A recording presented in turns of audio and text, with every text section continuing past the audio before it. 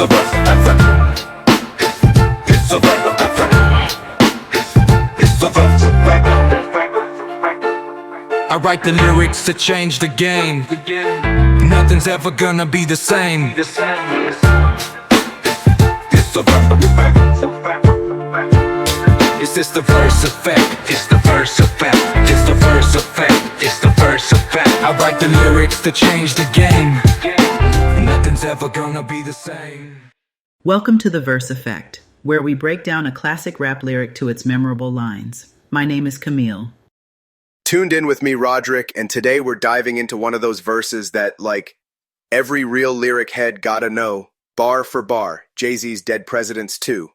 We're basically treating this like a philosophy seminar for punchlines and hustler narratives.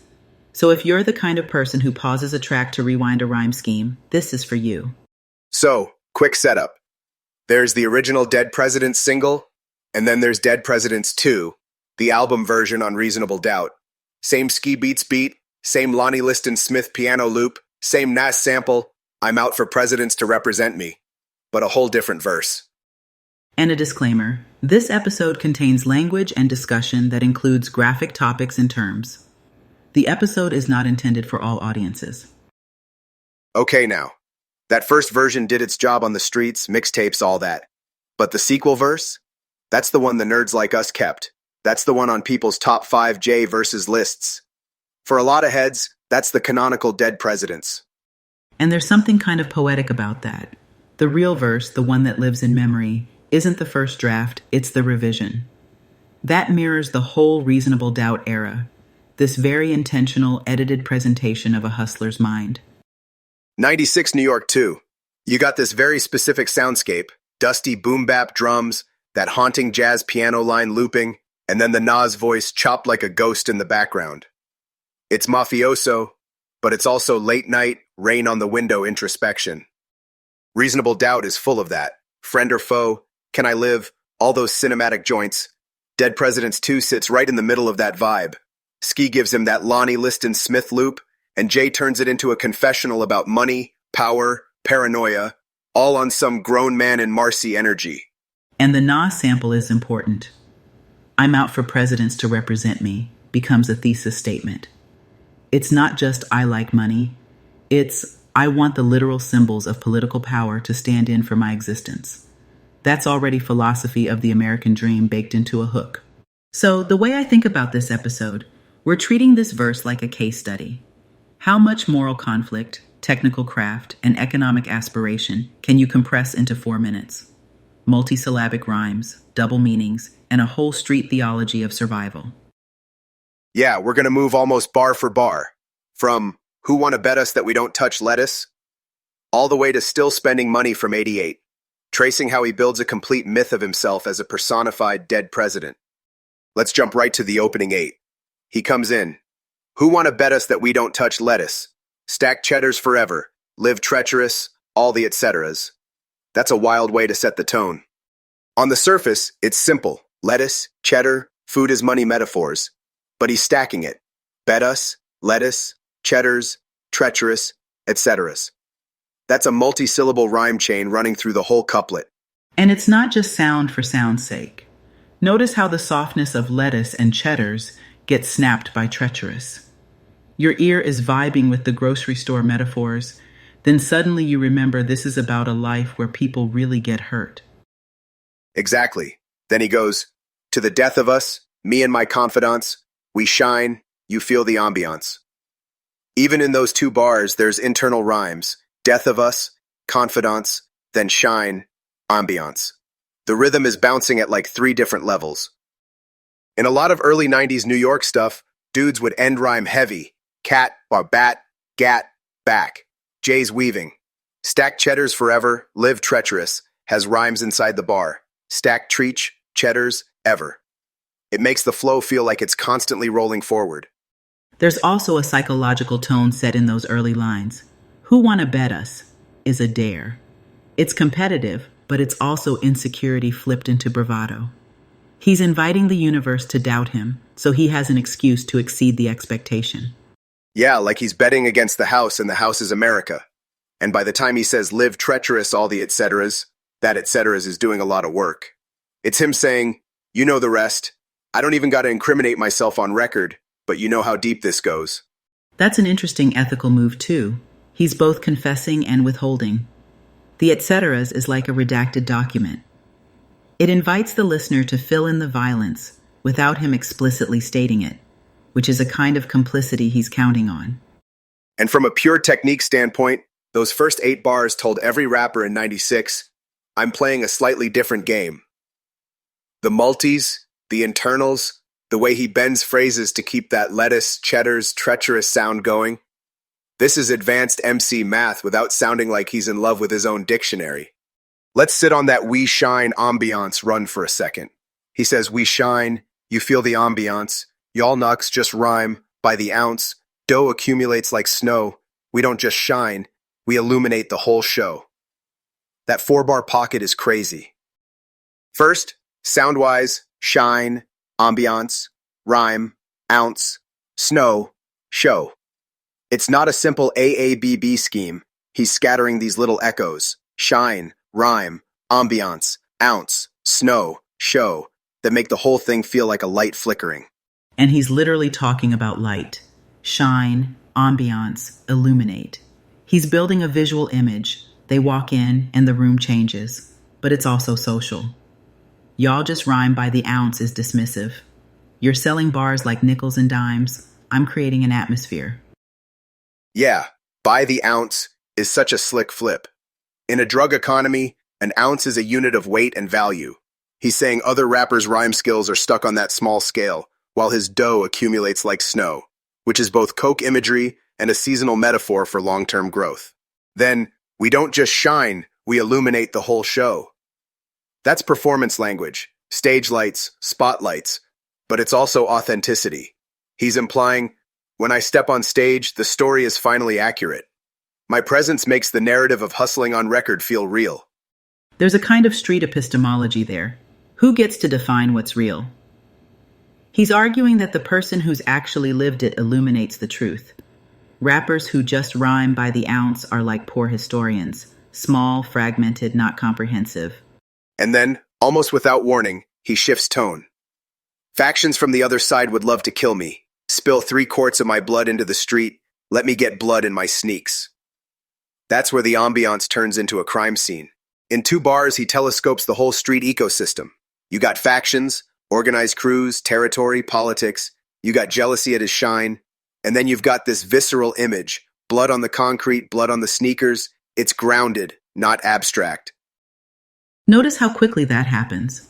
1 second, it's ambiance and confetti-level flex. The next, it's mortality. That mirrors the actual instability of that life. Luxury and death are literally side by side. Philosophically, he's saying, these are not separate categories, they're interdependent. Also, the use of factions from the other side gives it almost a war vocabulary. He's framing street beef like geopolitical conflict. That's not accidental. It dignifies the stakes, but it also reveals how normalized violence has become. Right, and technically he never drops the rhyme intensity while he makes that pivot.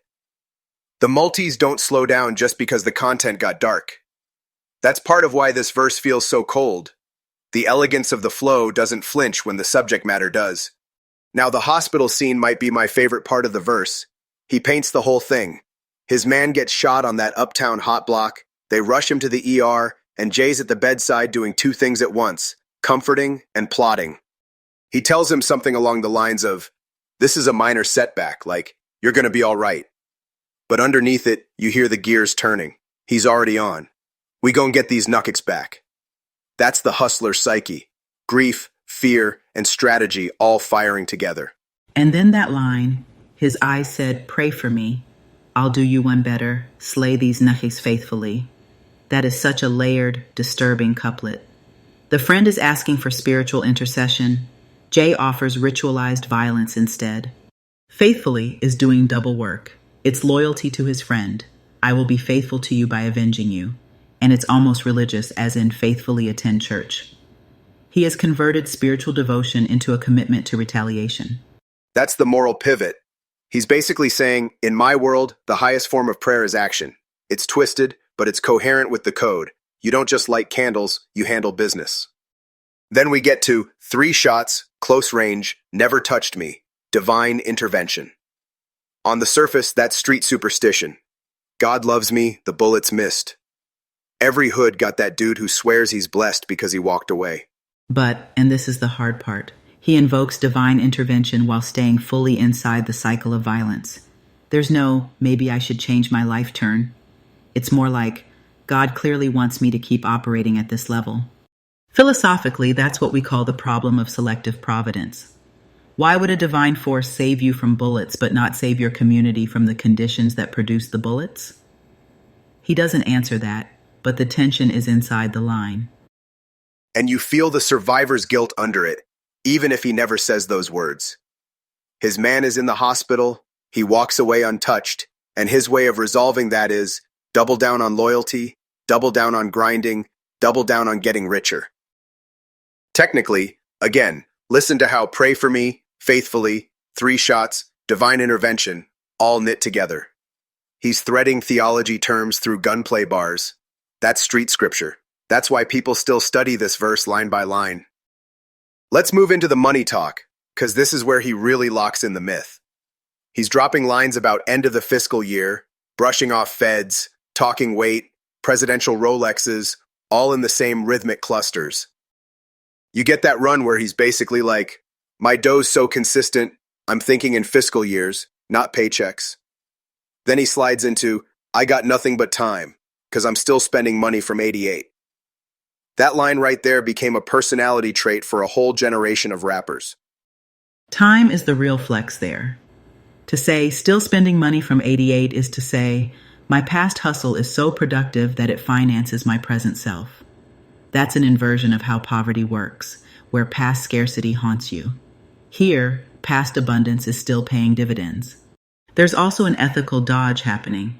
If the money is old, it feels disconnected from the violence that produced it. It's laundered not just economically, but morally. You're spending a story, not just a dollar. And in between those flexes, he's still doing technical gymnastics. That little cluster around fiscal year, wish to, crazy weight, crazy straight. He's rhyming across bars, in the middle of bars, turning accounting language into punchlines without ever losing the narrative voice. That's the key. You never feel like he stopped being Sean from Marcy to show you he could rhyme confetti with MTV. It all serves the same persona. The dude who got rich before rap, who's now turning that into art. So the verse becomes self-mythology. Hot blocks, feds, snow, ambiance, presidential watches. These aren't random images. They're like brushstrokes in a single painting called Jay-Z LLC. You're supposed to come away believing in him as a coherent character. And that's why it became a rite of passage text. People annotate it line by line online. There are whole YouTube channels breaking down this one verse. Writers still point to it as a moment where technical lyricism and mainstream ambition clicked. We also can't ignore the Nas echo here. That I'm out for presidents to represent me sample ends up sitting next to Jay later saying, you made it a hot line, I made it a hot song. That little borrowed bar quietly helped set up one of rap's biggest rivalries. And on the long arc, it's wild. You hear this hungry hustler talking about spending money from '88, stretching fiscal years, dodging feds. Fast forward, and the man's a literal billionaire, sitting on boards, owning art, shaping culture at a corporate level. Which is why the verse still feels required listening. It's the prologue to that whole trajectory. If you claim you care about bars, or about how hip-hop narrates the American dream with all its contradictions, faith and revenge, poverty and opulence, you have to sit with dead presidents too. And maybe, as you're rewinding those multis, you also ask, what does it mean that one of our most celebrated perfect verses is built on a life where survival, wealth, and morality are constantly at war? That's the homework right there. Go back, play the record, follow the rhyme strings, but also listen for the ethics under the flex. Camille, this was dope. We gotta do this again with another so-called perfect verse. Anytime, Roderick. You know I love turning rap breakdowns into therapy sessions for capitalism.